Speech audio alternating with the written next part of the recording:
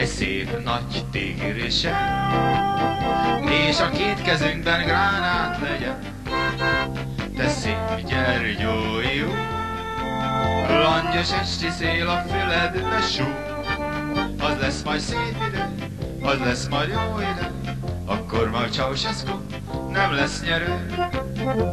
A régi mániák, tankkal végigmenni Románián, egy jó nagy tigrisen, leszarjuk a Ceausescut személyesen. Te szép Gyergyói út, langyos esti szél a füledbe súg. Az lesz majd szép idő, az lesz majd jó idő, akkor majd ők elmen, nem lesz nyerő.